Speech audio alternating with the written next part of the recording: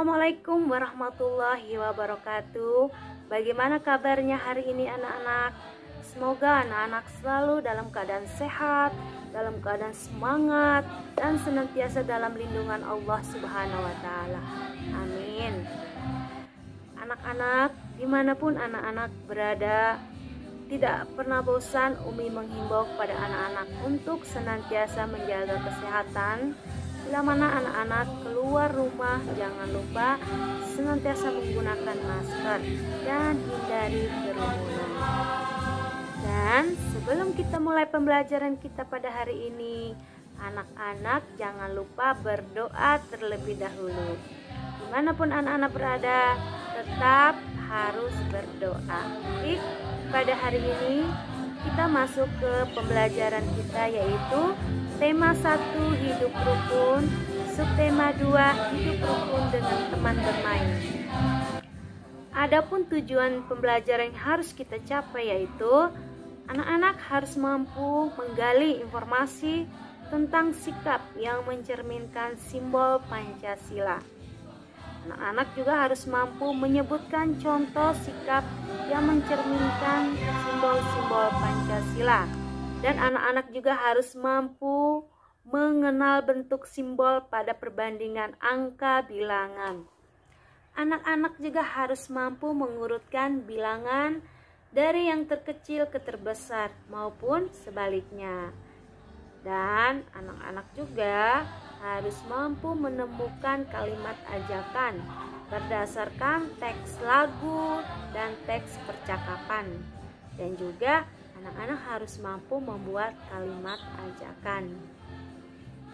Anak-anak bisa mengamati gambar yang Umi tampilkan berikut, dan di situ terdapat simbol-simbol Pancasila. Tentu anak-anak sendiri sudah mengetahui ya. Tentu anak-anak sudah paham dan sudah bahkan ada yang sudah menghafal ya. Dan di situ yang sekarang Umi harapkan adalah anak-anak bisa memberikan contoh penerapan sikap dari simbol-simbol tersebut. Nah, seperti di situ terdapat contoh dari penerapan sikap dari simbol sila pertama. Nah, di situ terdapat gambar ketika orang sedang beribadah, dan di situ juga terdapat gambar seorang anak yang memberikan sumbangan untuk pembangunan masjid. Nah, itu merupakan contoh-contoh dari simbol sila pertama. Dan Umi harapkan anak-anak bisa membuat contoh penerapan sikap dari simbol sila pertama sampai simbol sila kelima. Dan Umi yakin anak-anak pasti bisa, karena dalam kehidupan kita sehari-hari anak-anak senantiasa menerapkan contoh-contoh dari simbol-simbol sila pertama sampai kelima. Dan Umi yakin anak-anak pasti bisa. Berikutnya anak-anak Umi ajak untuk mengamati teks lagu. Nah, pada teks lagu tersebut Umi minta anak-anak untuk bisa menemukan kalimat ajakan. Nah, yang mana kalimat ajakan anak-anak harus bisa menemukan sendiri. Tentu anak-anak harus bisa mencari tahu sendiri. Dalam kehidupan sehari-hari tentu anak-anak senantiasa mengajak teman dengan kalimat yang anak-anak ungkapkan itu seperti apa. Umi yakin anak-anak pasti tahu ketika kita mengajak teman kita untuk bermain, untuk makan, untuk apapun, pasti anak-anak melontarkan kalimat ajakan tersebut. Dan anak-anak Umi ajak untuk bisa menemukan kalimat ajakan pada teks lagu tersebut. Berikutnya juga masih dengan kalimat ajakan. Dan sekarang kalimat ajakan itu berdasarkan percakapan. Umi minta lagi anak-anak untuk menemukan kalimat ajakan pada percakapan tersebut. Nah, percakapan tersebut antara Udin dan Edo. Anak-anak bisa membacanya karena anak-anak juga sudah pada bisa membaca. Dan Umi minta anak-anak belajar untuk menemukan kalimat ajakan itu. Ya, anak-anak Umi ajak anak-anak untuk mengamati tampilan berikut, yaitu mengenal bentuk simbol pada angka bilangan. Nah, di situ ada perbandingan kedua bilangan yang dapat ditulis dalam bentuk simbol. Dan di situ ada contoh simbol-simbolnya. Nah, ada simbolnya yang menunjukkan bilangan kurang dari, ada yang menunjukkan lebih dari, dan ada yang sama. Nah, di situ anak-anak bisa membaca sendiri, bisa mengamati sendiri yang mana bila mana angka ini dengan ini, nah dikasih simbol apa, angka yang sama dikasih bentuknya simbol apa.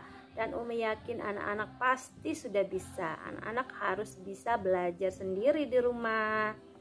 Dari bentuk simbol tadi, Umi sekarang mengajak anak-anak untuk mengurutkan bilangan dari terbesar sampai terkecil. Begitu juga dari terkecil ke terbesar. Nah, di situ ada contohnya. Anak-anak bisa baca sendiri. Contoh bilangan dari terbesar ke terkecil, dan juga contoh dari bilangan dari terkecil terbesar. Anak-anak bisa mengamati dan bisa membaca sendiri. Dan Umi yakin anak-anak pasti bisa. Oke anak-anak, pada hari ini dari pembelajaran dari awal sampai akhir tentu kita bisa menyimpulkan ya, masih dengan tentang simbol dalam hidup kerukunan kita. Nah, bahwasanya di dalam kehidupan kita sehari-hari, anak-anak harus senantiasa hidup rukun, baik itu antara teman bermain yang di rumah maupun teman bermain di sekolah, tetangga kita, orang tua, adik, kakak. Tentu kita harus menjaga kerukunan. Mengapa? Karena kerukunan itu tercermin dari simbol-simbol Pancasila itu sendiri. Dan anak-anak sebagai warga negara Indonesia yang baik, tentu anak-anak harus bisa menguasai bahasa Indonesia secara benar, agar anak-anak juga bisa memahami dengan kalimat-kalimat dalam sebuah bacaan, dalam sebuah teks. Nah, anak-anak dari situ anak-anak bisa memahami bila mana anak-anak bersungguh-sungguh mau belajar. Baik anak-anak, pembelajaran kita hari ini tentu sudah sampai sini ya.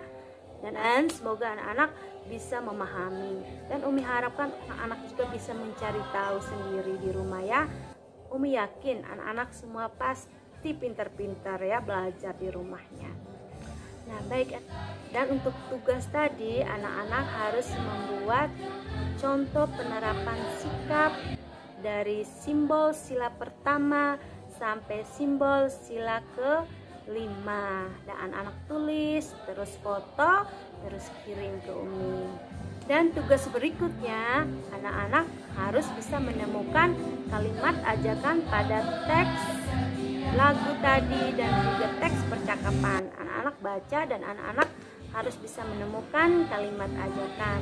Jangan lupa setelah selesai anak-anak foto dan kirim.